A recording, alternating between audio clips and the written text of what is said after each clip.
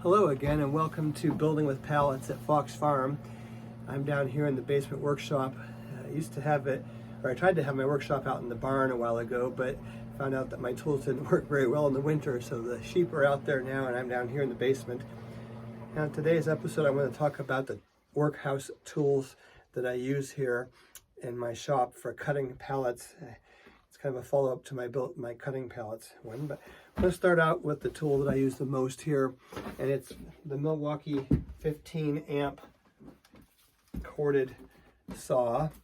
And I have this one here going. This is a refurbished one, and you can see the date on that, the way it's tagged and everything. And it's in pretty good shape now. I've been using this one for a month or so. And as I said, it's 15 amps. It's a sturdy tool, and that's what I like about it. It's heavy, so you may notice that when you lift one, and you get a good long cord with it, and it has variable speeds. When you cut pallets, you want to make sure you're on number 5 for that, because you want the fastest speed you can get. You're cutting metal in pallets, so you want to make sure you can cut through them. I also use a blade that has a lot of teeth per inch. That makes a big difference, and 9 inches, because on the pallets with 5.5-inch boards, you want to make sure you can get through the whole board, cutting down to the middle, as I showed you before with that. Now, you have a setting on the tool here so that you can run more straight back and forth with your blade, or to run in a multi-directional with it. I try to keep it straight back and forth as much as I can. And so this is the main tool that I'm using. Now you may have seen, or possibly I have multiple tools here. There's a reason why I run more than one of these saws, because they tend to get hot as you cut pallets, and I have noticed in the past they get too hot to touch. And because of that, you may be able to see here that it hurts this area here, which has been burned on this tool. And this is the one that's going to have to be replaced next. You can also see the housing is loose on it. So I run this one as long as I can, and then because of Milwaukee, they have a 5-year warranty on their tools, so I'll be able to get this tool replaced, which is what the other one was. They fixed it and made it pretty good as new again.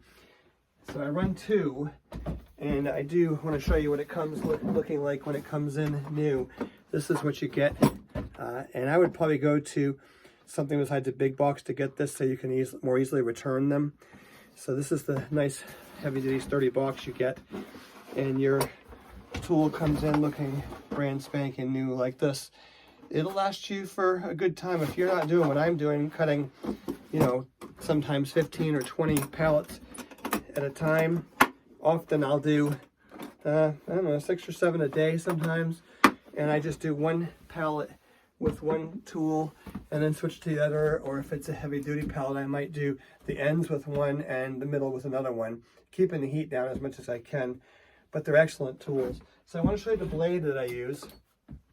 This is the blade. It's a 9-inch blade with very close teeth, and it has a blunt end on it.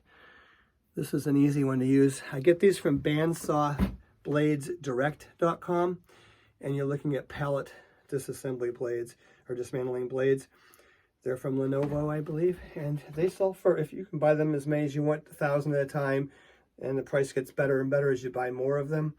But I've got these for about $1.60 a piece, which is cheaper than a big box price, and you can buy them in the bulk that you want to. So that's what I recommend. And that's what I have for you today about cutting with saws at Building with Pallets. So again, Milwaukee, I believe, is the best brand to go with for this process. If you have questions or comments, please go ahead and leave them in the space below. I'd love to have you subscribe to our channel. We're going to have more and more things about this. And again, this has been Building with Pallets at Fox Farm.